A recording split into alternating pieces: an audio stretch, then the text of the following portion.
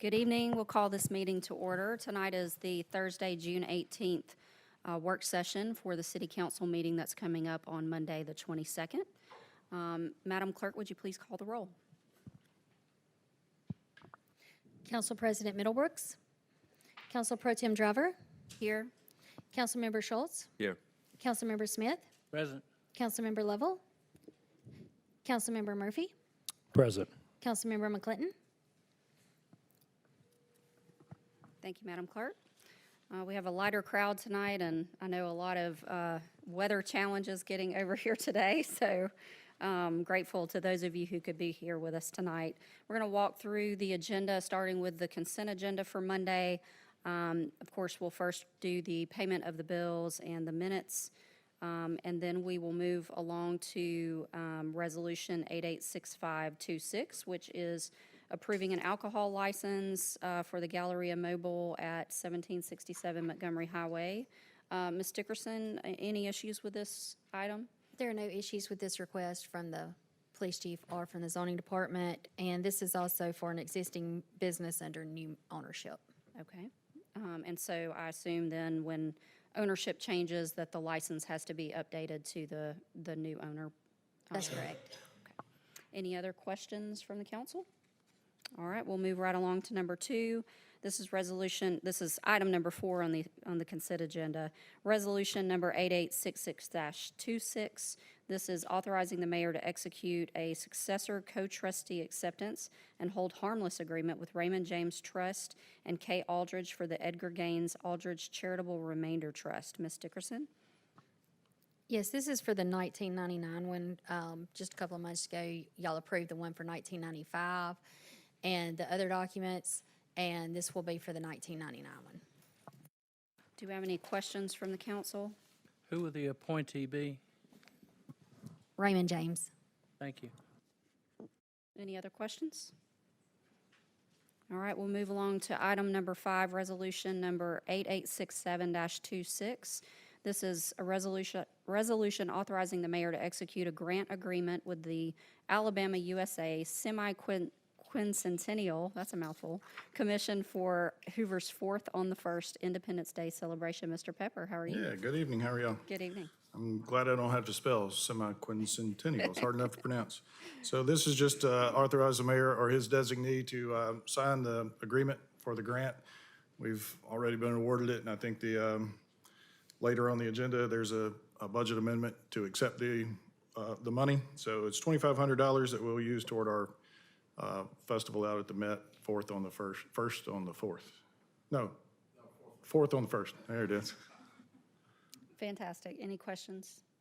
Mr. Pepper, I know we're all excited. I personally have to miss that when I'm going to be on a planned family vacation that we plan a year in advance, but I'm really disappointed to miss out because it sounds like it's going to be amazing and free admission to the community, cheap food, and lots of great entertainment. So we're excited about that. Today, we've got a guy that's coming and will paint a 4-foot by 5-foot painting in about less than 3 minutes with a theme, a patriotic theme. And I've seen the guy on national television before. It is amazing. It is going to be so cool, and we'll be able to put that up on the big board while he's painting. It's going to be a fun night. That's exciting. I know you and the staff have planned some amazing surprises for everyone as well, so very good. Thank you, Mr. Pepper. I've got the next one. You got the next one? All right, so item number 6 is resolution number 8868-26, and this is a contract with Lumen Arts Entertainment for the 1st on the 4th. Right, so Lumen Arts Entertainment, this is to sign an agreement with them. They will be providing some entertainers, family-friendly, balloon twisting, jugglers, stilt walkers, that sort of fun stuff for Exciting. our event. Okay. All right, any questions for Mr. Pepper? Fire performers, it says, yes. That's right. All right, moving right along then, if no questions. Number 7 is Mr. Moose Cope. It's coming down to talk about 8869-26, which is an agreement with Microsoft Corporation for volume licensing. Evening, Council, Mayor. Every 3 years, we have to renew our Microsoft licensing. This covers our servers, our databases, our operating systems for all of our PCs, our email and exchange and calendar licenses and stuff. So the agreement is a 3-year agreement, but it's paid annually. And so I believe this year is $318,000 for the year in the agreement. And then we'll do a true up each year for any increases in the number of licenses that we use above our current standing in that setup. Any questions? Mr. Schultz? I have several questions. Sure. Let's start with we're using on some of them per device and some per user. What is our reason for going with certain licenses are being used per device? How many users are there in the city? Approximately 150 users. Okay, but we're not buying a license for every user, or we are? We are. So and it depends on exactly what type of license you want to get into. If you're talking G3 versus G5 licenses for Office or Outlook, whatever you want to call it, we run approximately 800 G3s and 50 G5s. Basically, due to the price differentials inside of it, the G50s are for department heads and other higher status positions, however you want to classify those. There's some additional functionality that they get inside of there that the regular users don't use, and just to minimize some of that cost. Okay. Does this cover only the city, or does it cover the library as well? It covers the library from the aspect of the software that they use from us. Anything else that they would get from the Library Coalition, Jefferson County Library, that would all be covered through that side of it. So the office licenses, all that is on this side, is that correct? Correct. If it's, like I said, if it's our equipment, if it's our hardware, we're paying for the licenses. If it's not ours, then it's coming through their stuff. Got it. Okay, thank you. Okay. Thank you, Councilor Schultz. Any other questions from council? Thank you, All Council. right, thank you. The next item on the agenda, number 8, is Resolution Number 8870-26. This is a resolution authorizing an extension of a letter of intent to sell the property located at 3021 Lorda Road. Mr. City Attorney, I believe you have an update for us on this one. Yes, ma'am. The purchase price is the same, 1.9. What has changed is the closing date will be August 7, and they're paying an additional $10,000 in earnest money, and we have so far kept $15,000 in earnest money that's not credited toward the purchase price. So we've had one inquiry that was not adequate, and we think that we're going to be able to get this closed.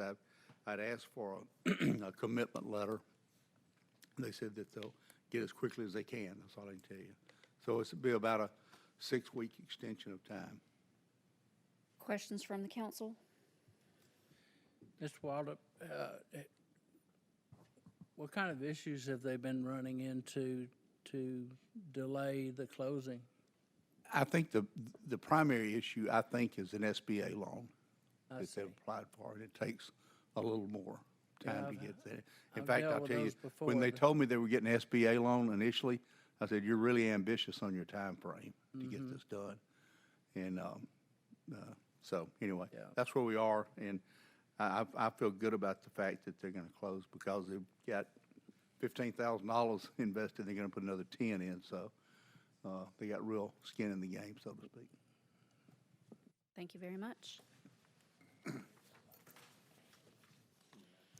So item number 9 is resolution number 8871-26.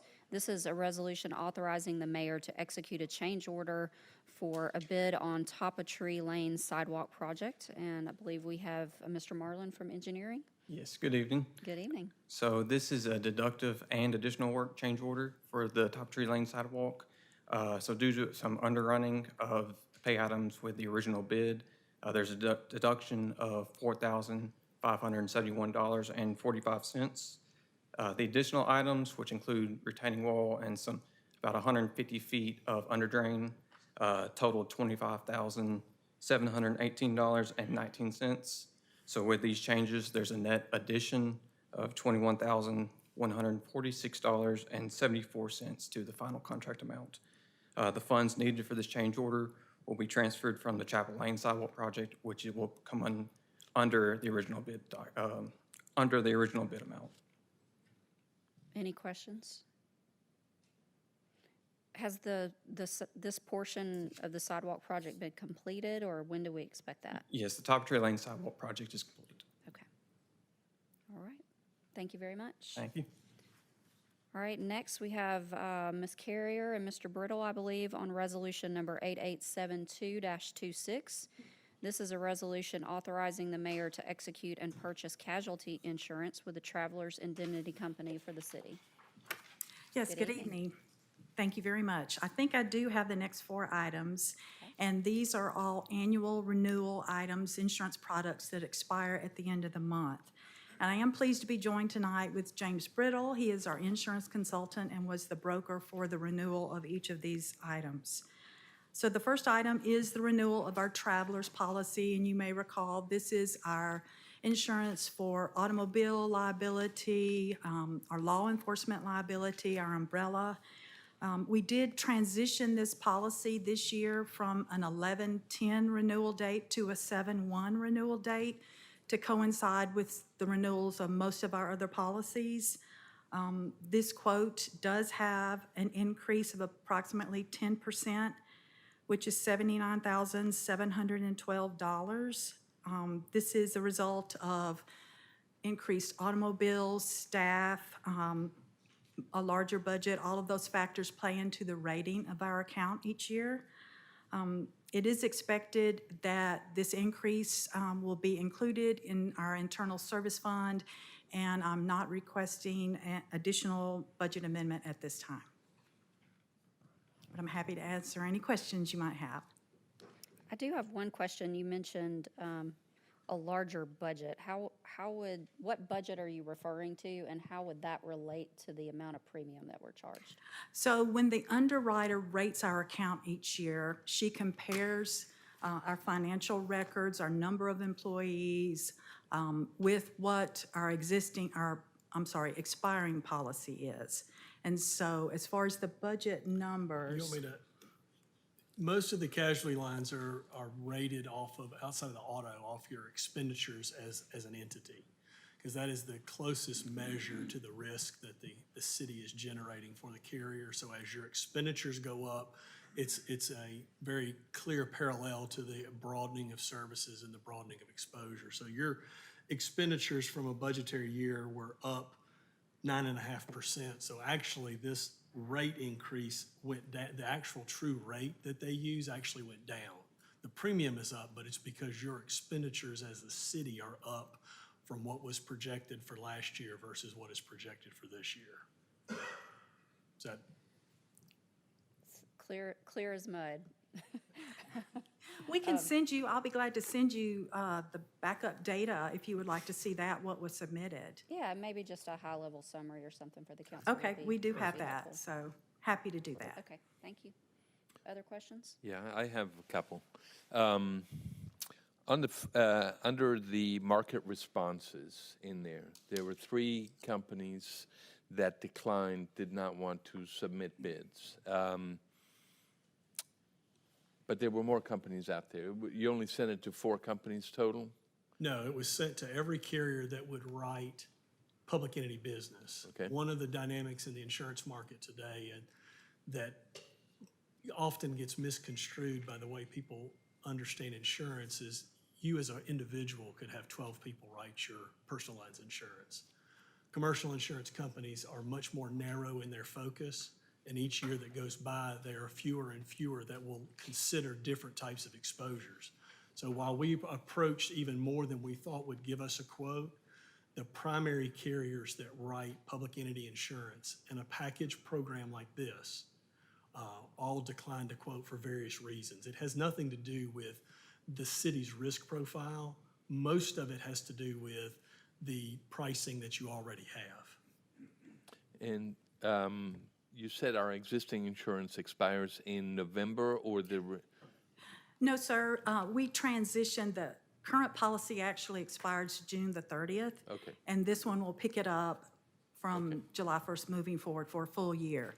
This was just kind of a transition year for us. It had an odd renewal date of November the 10th, and I that's bothered me from the very beginning. I've wanted to change that, so I wanted it back on July 1st, which is our property and some of our other renewals.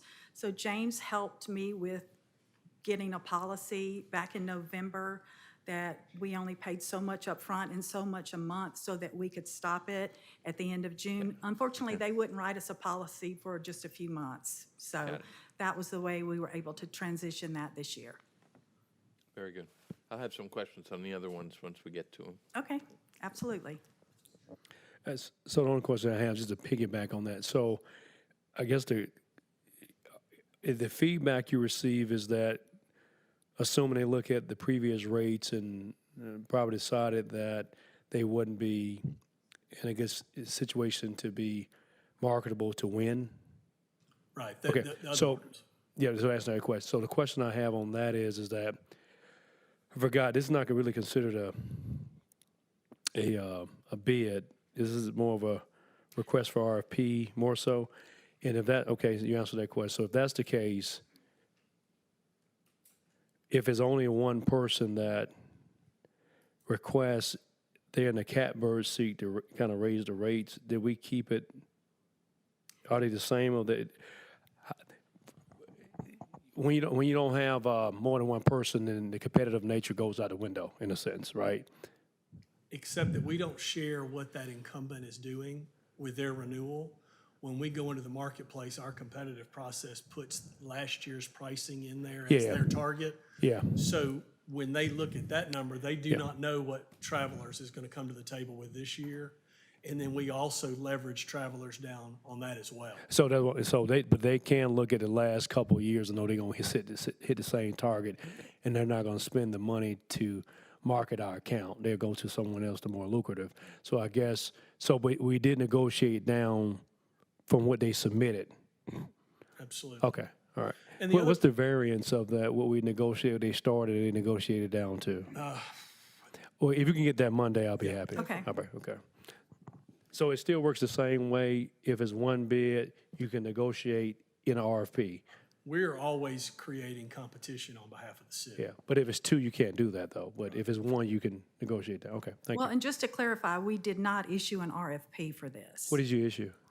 Well, James is our insurance consultant, and so he is our broker for the account. So he knows the insurance world, he knows the market, he knows who to approach, and he is our professional, so Okay. so we rely on James to help us with that. Okay, thank you. Yes, thank you. Yes, sir. Madam President, so I understand we only had one bid on this? We only received one quote. Okay. That's correct. Historically, in the past, with, of course, it's usually hard assets, the council would usually reject all bids and authorize the mayor to negotiate not to exceed the bid. Would that be the appropriate action to take in this case? That's really up to the council. Excuse me, I know that in prior years, as you point out, not just that, but any contracts to spend city money that were bid or there was a request for proposals, that council would reject all of the proposals or bids and then empower the mayor to negotiate with the least expensive responsible bidder. So but you don't have to do that way, but that is an option if you want to do it. Being an insurance product rather than a hard asset, would there be any success in doing something like this? Well, I can tell you, I won't speak for James, but he has a relationship with Travelers. He negotiates on our behalf.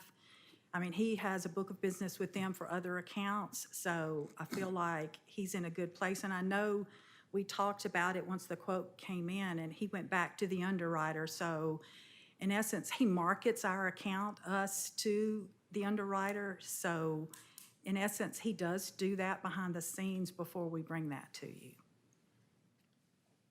Mayor, perhaps you could provide your opinion before Monday night as to whether or not that's a type of action you would prefer the council take, or whether or not you just want us to vote the one bid as received. So just last point, and don't just send it to me, if you can send it to all the council, if you can send the start off and what you negotiated down, what I requested, and then I'm assuming now that it's coming through you, but then to Gene's point, the mayor will give his opinion when it comes on his agenda if we should move forward with it, right? So if you can show the beginning and the start and the finish, that'll be great. Yeah, we'll get, and can we get, Okay. the specifics on those options? It sounds like people threw up their arms and just didn't quote. I mean, there's some dynamic behind that I can go into really briefly if you're interested. I think it's relevant to this discussion. There is a major carrier in the state of Alabama that insures municipalities called the Alabama Municipal Insurance Corporation, AMIC. They are a very qualified and write some of other clients. They have a hard underwriting no on any large city now in the state of Alabama. So you take the major player out of contention, it has nothing to do with anything but the size of the city. The next candidate is Liberty Mutual, which has a national program, well-known insurance company on public entities. They will not write public entities in the state of Alabama because of Amic's dominance of the space. Old Republic is another and the third choice, and Old Republic can't write in Alabama because they reinsure Amic. And they provide the backstop for that municipal insurance corporation that writes all the small cities, water authorities, and things like that. So this is the dynamic that we face and we work through. So your question about whether there was an RFP, our process is very similar to an RFP. We take a package of information based on the city's performance and experience, and we approach each one of these carriers individually without revealing anything other than the expiring premiums because they want to know a target price. And our target is always expiring or lower. And so at that point, that's how we create the competition in this renewal. Ms. President, I would request we get like as an executive summary of what feedback you received. Give me your name, sir. James Brittle. James Brittle? Yeah. Feedback you received from the other entities, so we'll have that for the remaining of the council. And then the before and after to give us an idea of what it was, and then they'll come through the mayor's office to see what his recommendation for that will be. As well as the factors that go into the increase of the casualty insurance by 10%. I mean, we may have had an increase in the expenditures that were looked at, but we don't have a 10% increase in revenue, so that's money that can't go to something else. So we just need to understand the basis for that. Not a problem. I do have some additional questions, though. I think one of the things that may not be clear, and to kind of add to Councilor Smith's point, is we're using USI to seek the pricing on the insurance. So we are using one entity to gather the pricing. Based on what I read on your 4 sheets on USI, you're not a commission-based entity, you are a fee-based entity, and from that, there's no gain in for you who we go with, because you're not getting a commission out of it. But are there other entities like you, like USI, that do similar things that you do? We absolutely have competitors.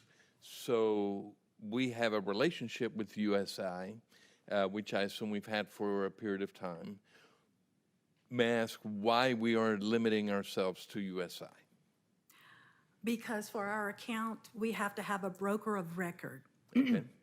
And so you can only have one broker of record because the insurance carriers want to deal with one person. They don't want to deal with multiple brokers trying to all get the account. So we have to designate somebody as a city to be the broker of record in order to buy this insurance. Excellent. So kind of going back to Councilor Smith's question, and I assume you understand the reason for his question is you went out, you got the pricing, but there was no real other competitive type thing.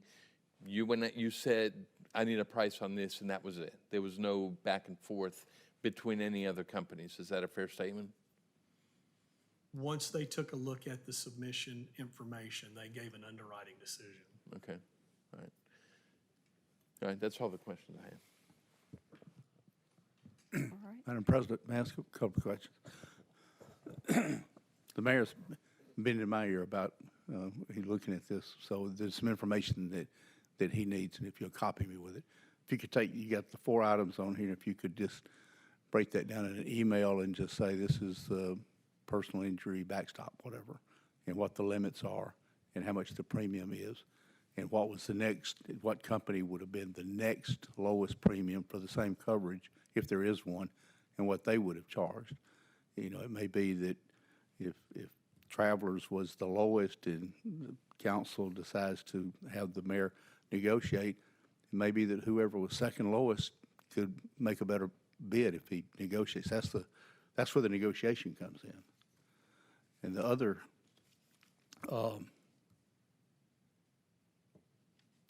question I have is Mr. Brittle.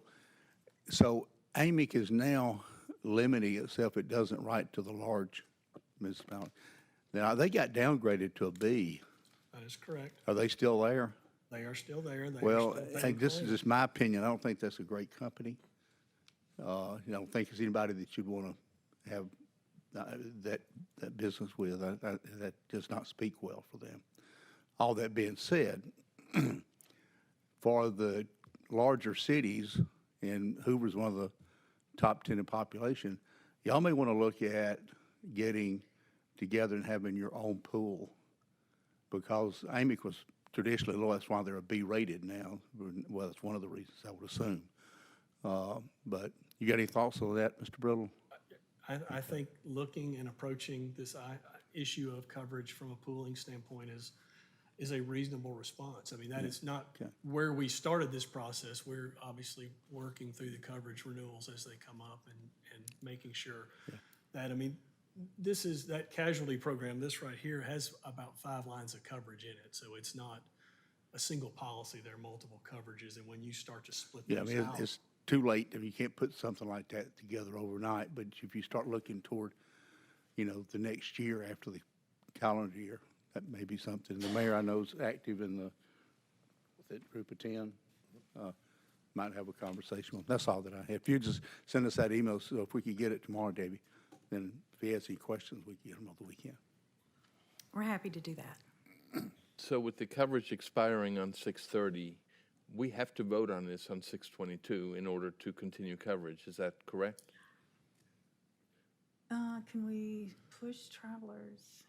We could probably push it a Okay, month. but If traditionally, it would be, it would be a hard date. Because we are changing the effective date, that we Yeah. have some flexibility that we normally would not have. The other 3 lines of coverage expire at the end of the month. and would it be better next year to possibly get this ahead of, in May versus in June, the week before? That is the hardest thing in our business. Okay? Underwriters do not like to give you a quote more than 30 days out. And we struggle with that every year.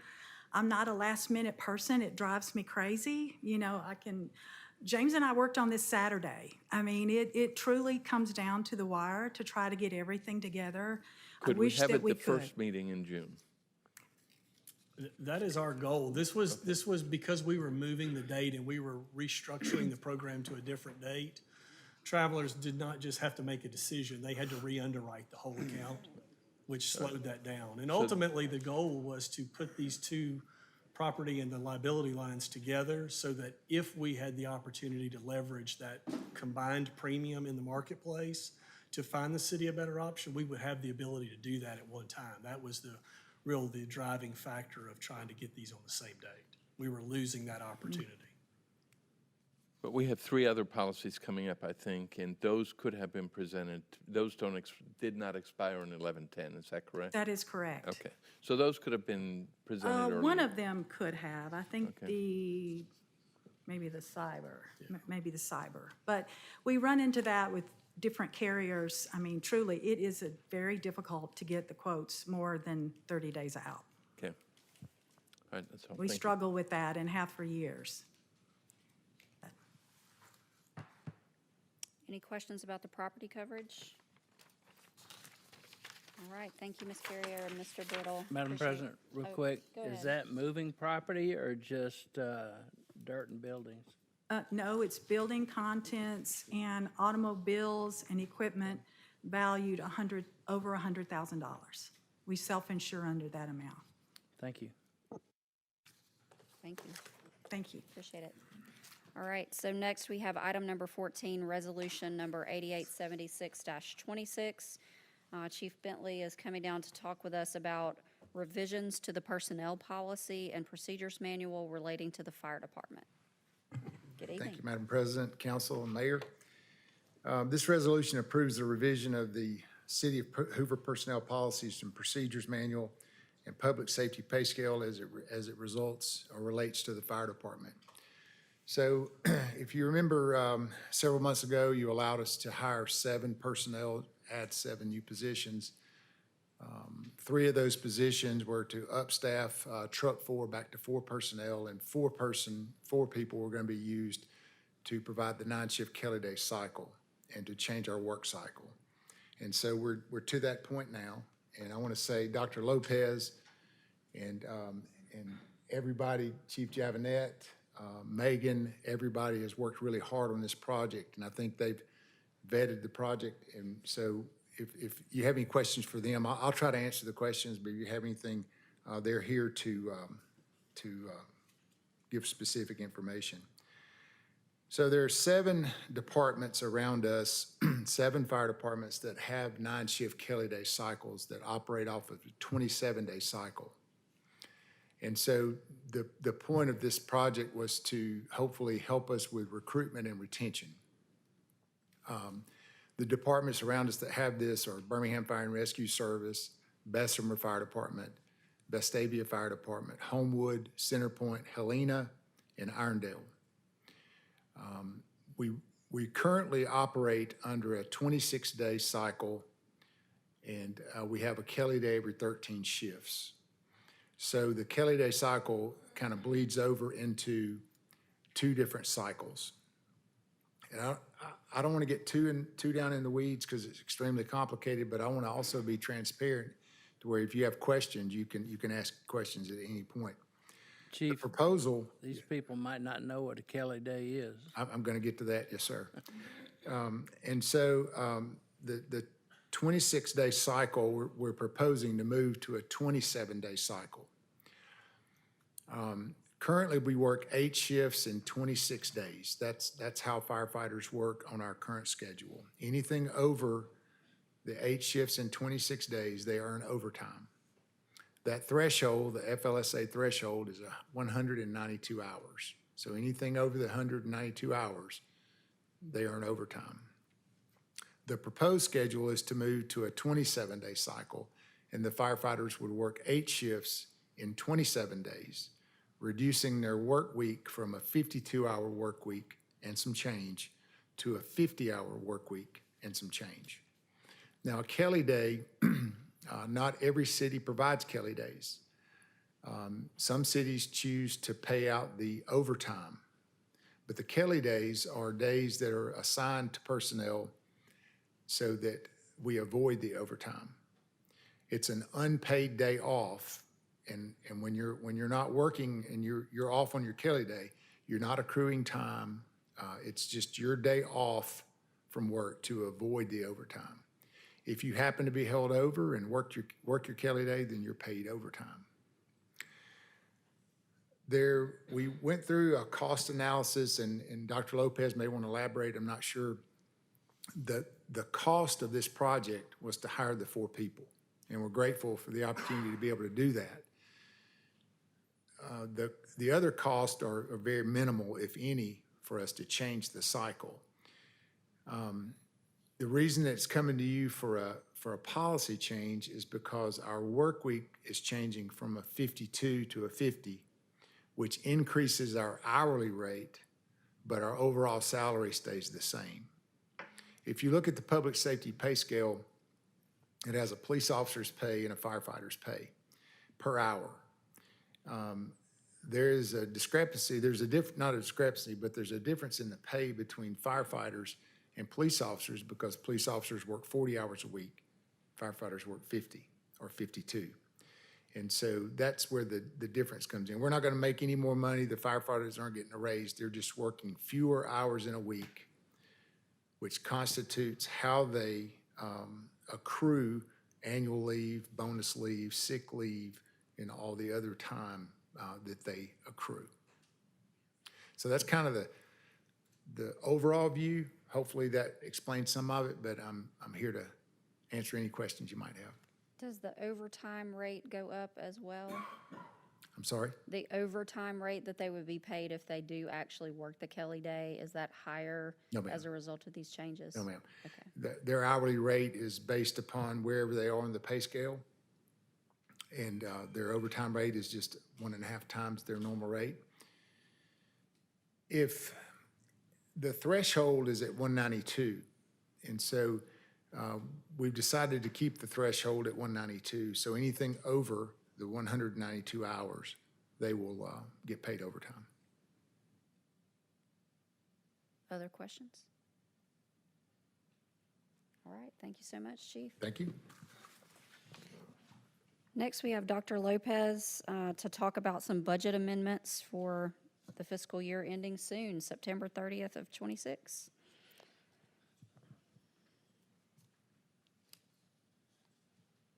Good evening. Good evening. All right, so on the Exhibit A, we have a few items on this budget amendment. The first item is related to the Police Explorer program. We're basically returning back to the way we handled this in the past that will allow those funds for that program to carry over in a better way for them to be able to spend that. So we're just moving it from the general fund to a special revenue fund to facilitate that.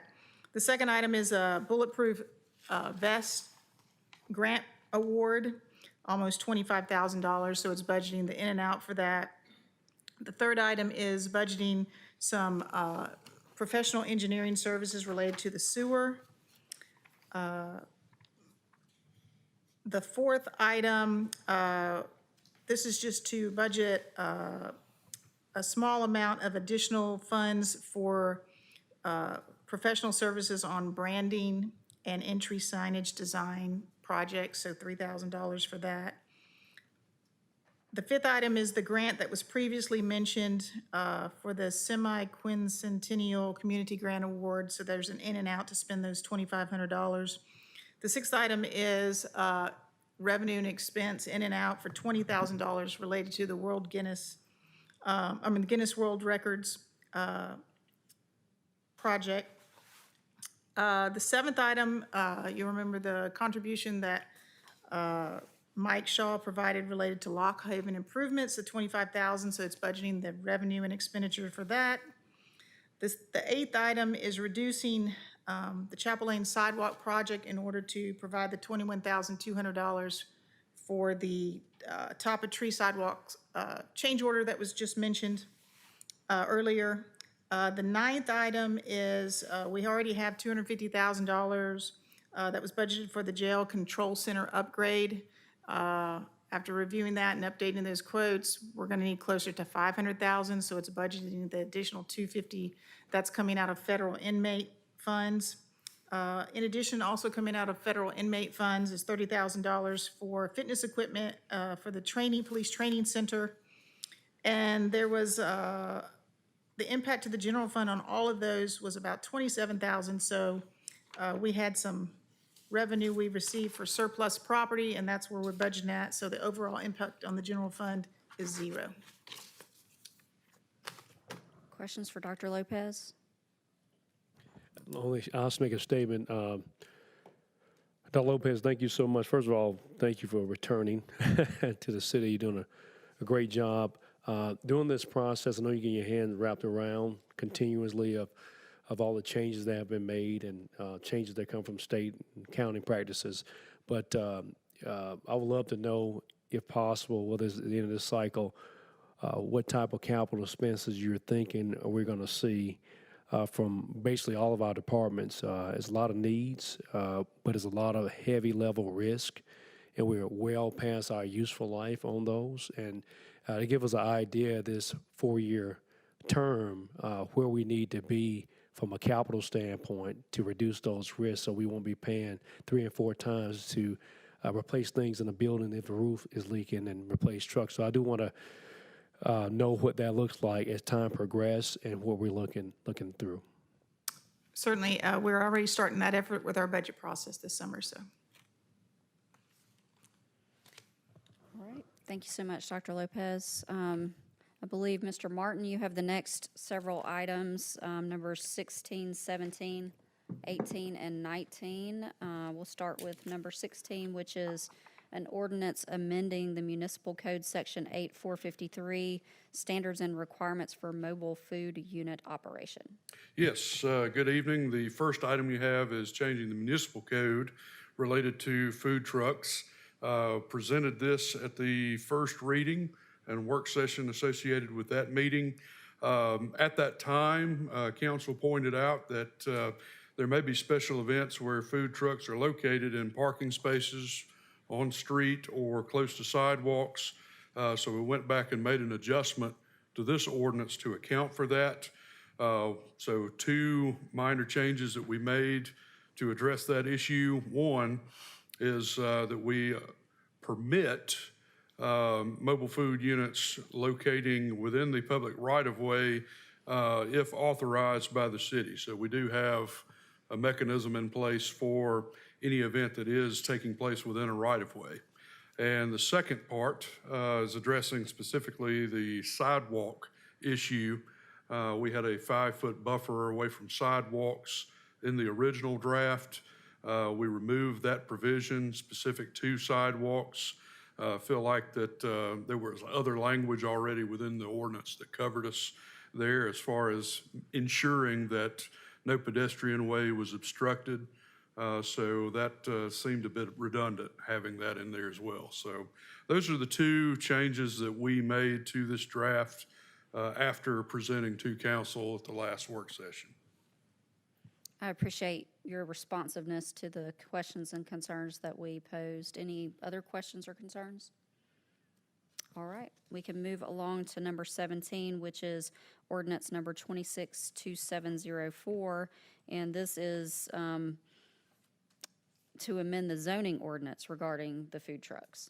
That's correct. This piece will amend the zoning ordinance, allowing food trucks as conditional uses in certain cases, and also as portions or a part of special events that occur within the city. Let's see, there's been no change to this part of the food truck amendments since the last time.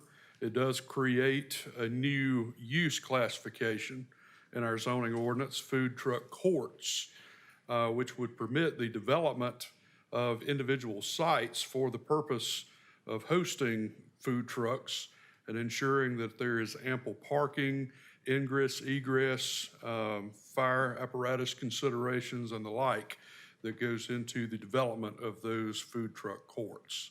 That was in response to some comments that we received from council members wanting to create a way for food trucks to operate across the city, not so much in the haphazard manner that they're operating now, setting up on the side of the road in parking lots, but in a manner that would be consistent with how other commercial lots are developed and considerations for the development of the site, access to utilities, ingress, egress, and the like. And it looks like the food truck courts would be conditional uses under the zoning where those are permitted, which is some of our commercial zoning, industrial, planned commercial and planned industrial. That is correct. And then it would be permitted by right to have temporary food truck placement for planned office and planned industrial areas. Is that right? That's correct. Okay. As an accessory use, meeting the criteria of the zoning ordinance. All right. Any questions? All right. We'll move along to number 18, which is a resolution declaring a weed and other vegetation nuisance at 3491 Flintshire Drive. Let's see, I can take this in a bundle, 18 and 19. We have the addresses 3491 Flintshire Drive and 2337 Tyler Road. As of right now, both of these properties are still out of compliance from the weed and vegetation ordinance that we have. And our recommendation would be to declare them nuisances. Any questions for Mr. Martin on these items? All right, thank you, Mr. Martin. Next, we have some public hearings that we will be setting, so we will continue with Mr. Martin for those as well. Number 20 is Resolution 8863-26, which is a conditional use allowing expansion of an existing church building at 6 Green Hill Parkway. Yes, this first conditional use case, there's an approximately 2,500 square foot addition to the church located at this address. As part of the expansion of the church, it necessitated the need for additional parking to be included on the site that meets city specs as far as lighting and landscaping is concerned. The Planning Commission considered this case at its previous meeting, and it comes to this body with a positive recommendation with 3 conditions. 1, that photometrics are included as part of the lighting plan with the permit set. 2, the site is developed in substantial conformity with the conditional use plan. And thirdly, that the church obtains a revised certificate of occupancy upon completion of the construction. So we will have an opportunity at the work session before this public hearing to ask any questions that we have at that time. Number 21 is going to be a conditional use approval to operate a paramedical tattoo practice at 1731 Montgomery Highway. Do you want to just give us a brief overview Sure of that one, thing. Mr. Martin? This particular operator wants to locate in a booth within an existing beauty salon where there are multiple booths located. The building, the address itself is located in the commercial shopping center. Ollie's is, I guess, the primary tenant, along with Second and Charles and some others. It's directly across 459 from where we sit tonight. This particular operator wants to practice paramedical tattoos. And in this particular case, in diving in exactly what that entails, the practice is to replicate natural skin tones and features. And so with that understanding, Planning Commission also heard this case at their prior meeting. It comes to you with a positive recommendation with a couple of conditions. 1, that the business is only engaged in paramedical tattooing, replicating natural skin tones and features as provided by the applicant in the application. 2, a certificate of occupancy and business license are obtained by the applicant prior to conducting business. And finally, that the conditional use, if granted, would not be transferable to another business owner in this particular case. All right. And next, item number 22, resolution number 8861-26, which is declaring a nuisance and unsafe conditions that exist on the property located at 5823 Rhyme Village Drive. That's correct. We'll have the public hearing at your next meeting on July 13th related to this large multifamily complex and the conditions that we discovered thereon, conditions that have remained in a deplorable state for an excessive amount of time. Our notice has gone out for the public hearing, apparently got the owner's attention. We actually had a meeting, staff did today, with the property manager seeking some next steps. One of those next steps will be to be here for the nuisance hearing on July 13th. All right. Madam President, did we not speak to this at the last meeting? I thought we had we set the public hearing for Monday night. My understanding is we did. Oh, as far as setting the public hearing? Yes. The public hearing, we set it for July 13th. And that came on the advice of legal counsel to ensure that we gave notice, proper notice, to the owners, the mortgage holders, any other representatives of the owner that we had documented. So the last meeting was just for conversational purposes? At that time, my understanding is we actually set the public hearing. So I'm not sure. So, Madam Clerk, do we need to set the public hearing again, or? No, that, it's just a public hearing. I mean, you don't have to set it again, it's already, but this is just letting the public know that will be Heard on heard July on 13th? July 13th, yes. Thank you.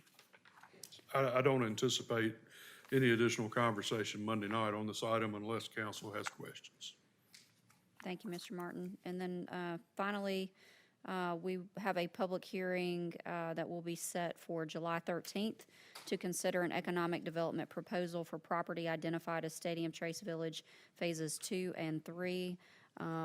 Mr. City Attorney, I believe we expect that we'll have a presentation on this item on Monday. That's my All right. Thank you very much. Anything further from council? Yes. We'd like to go into executive session for a discussion about an economic development issue, and I'm certifying as the city attorney that that is a legitimate reason to go into executive session. No action will be taken. When we leave, we leave. All right. And we would not anticipate coming back into this. There's no need to Meetings. come back to chambers. Okay. All right. Then the meeting will adjourn to executive session. We need to have a vote, do we not? Oh, yes, we do. Madam Clerk, I guess we need a motion to go into executive session. I move to go into executive session. Do we have a second? Second. We have a motion and a second. Madam Clerk, would you call the roll? Councilmember Schultz? Aye. Councilmember Smith? Aye. Councilmember Murphy? Aye. Council Pro Tem Driver? Aye. All right, with a vote of 4 ayes, the motion passes, and we will go into executive session. Have a good evening, everyone.